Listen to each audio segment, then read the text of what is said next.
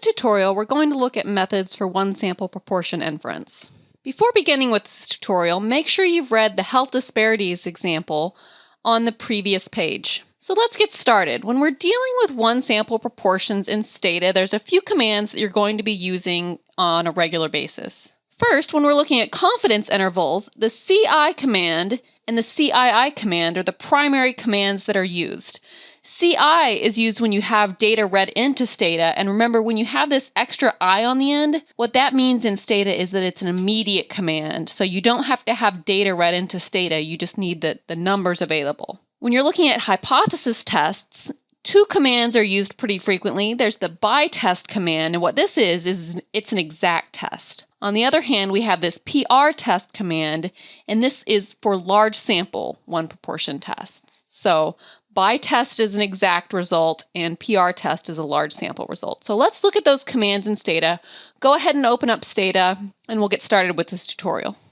On this web page, you have a link to the CHIS Health Disparities dataset.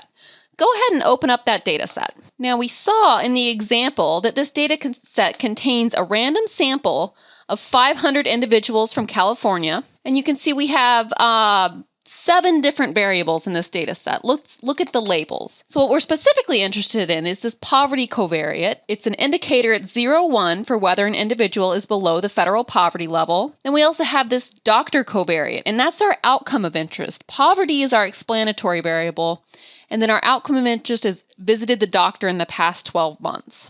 The first exercise we're going to do is estimate the proportion of California residents who visit the doctor at least once in the previous year. Let's denote this P. So to do that in Stata, we can just tabulate doctor as we've done before. Looking at this table, we see that about 80.4% of the population went to the doctor in the past year in this sample. Now that 80.4% is specific to our population, but we want to make inference about the population of California residents as a whole. So in order to do that, we need to construct a 95% confidence interval for P, the proportion of residents who went to the doctor. And let's do that using several of the different methods that we learned in class this week. To calculate confidence intervals in Stata, you're going to go to the Statistics menu, go Summaries, Tables, and Tests, Summary and Descriptive Statistics, and then click on Confidence Intervals. Alternatively, if you can't remember how to do that, remember you can just type in dbci. The variable that we're interested in this situation is doctor. Now we need to specify some of the options within this window. The variable type, in this case, we have a binomial variable. And then once I click on binomial, you see that there's all these other options over here for how you want to calculate your binomial confidence interval. There's actually 5 options. We covered only 3 of these options in class this week. If you remember, we covered an exact binomial confidence interval, and then we covered 2 large sample confidence intervals, the Wald test and the Wilson. So in practice, if you have a large sample, the Wilson is going to outperform the Wald. But remember, if you have a small sample, you shouldn't use the large sample procedures. You should really use this exact confidence interval. So let's construct 3 different confidence intervals for doctor. First, we'll start with the exact interval and hit submit. You see I get a confidence interval that's about 76.6% to 83.8%. Now I can construct a Wald confidence interval. And similarly, I can construct a Wilson confidence interval. All right, so I have my exact interval, and then I have my Wald and Wilson interval, which are both large sample confidence intervals. We need to think about, in this example, is it reasonable to use a large sample confidence interval? So to test that assumption, what people usually do, or to make that decision, they take the sample size and multiply by the estimated proportion. So N times P, in our case, that's equal to 98.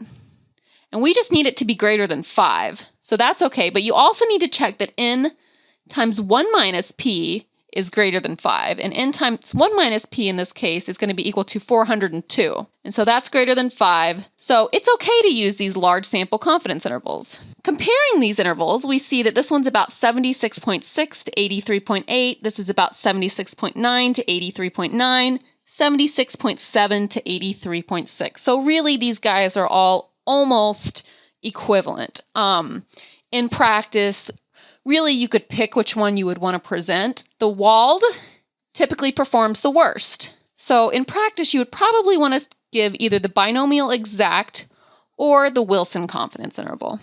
However, this walled interval is actually what you're going to see presented in practice most of the time.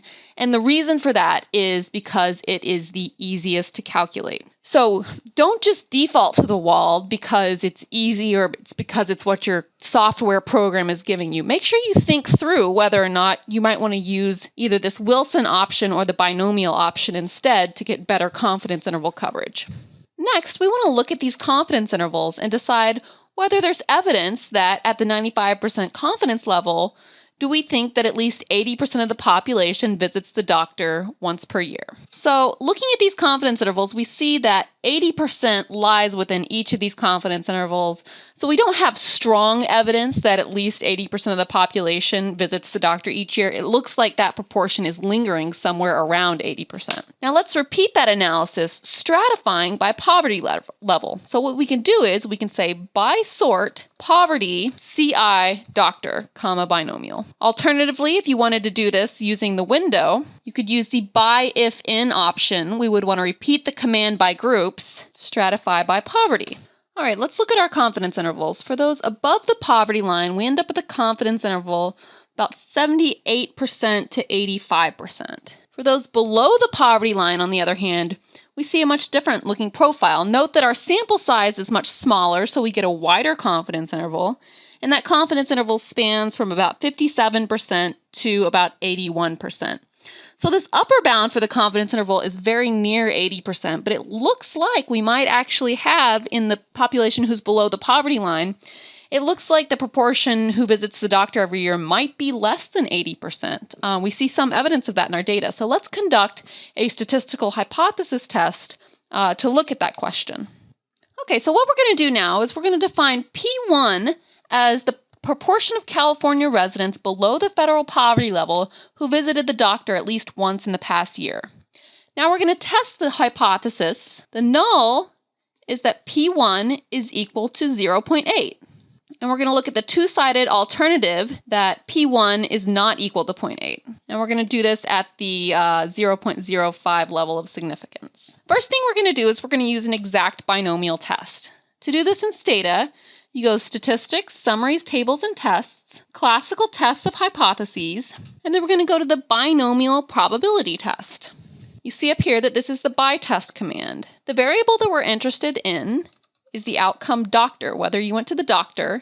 And now we're going to say only do this if poverty is equal to 1, which means that you're below the federal poverty level, and hit submit. Now you see I had a little error there. I forgot to change my proportion. I left it at 0.5, the default. So I really want to test whether P1 is equal to 0.8. So go ahead and change that. You can do that either through the command line or within this window. Change my probability of success to 0.8. All right, and now I can look at my results. Down here, I see my two-sided p-value. Note these first two lines are for the one-sided test. Using the exact binomial test, I find that I have a p-value of 0.057. You can see up here it gives me the sample size, the observed number of successes, the expected, and the proportion under the null, and the observed proportion. So jumping to the p-value, we see that it's 0.057. In this case, we would fail to reject the null hypothesis that P1 is equal to 0.8, but we would note that the p-value is very close to 0.05, suggesting some marginal evidence that P1 might be different from 80%. Next, let's look at a large sample test. For the large sample hypothesis, we end up with exactly the same null and alternative hypothesis, but before conducting the large sample test, we need to make sure that the normal approximation to the binomial distribution is appropriate. So what I would need to check is that N1 times P1 is greater than 5, where I'm defining N1 as the number of individuals in the population who are below the federal poverty level. So in our case, this is going to be 63 times 0.8, and that is equal to 50.4, which is greater than 5.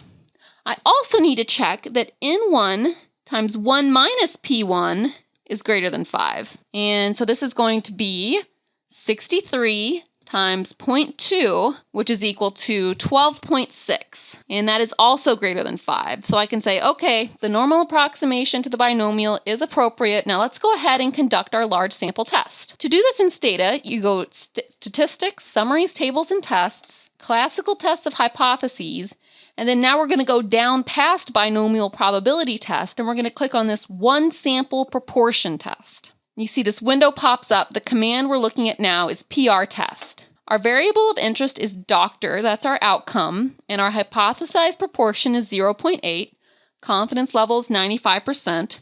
Again, I need to go to this by if in tab and specify that poverty is equal to 1. I hit submit, and I obtain my large sample test. So you see up here, the command that was used is PR test. The number of observations is 63. Now let's look at the results of the hypothesis test. First thing we want to look at is what is our test statistic. We see that our test statistic is z is equal to negative 2.01. And we know that under the null hypothesis that z follows a normal 0-1 distribution, a standard normal distribution. Using those pieces of information, we can find that our two-sided p-value is 0.0438.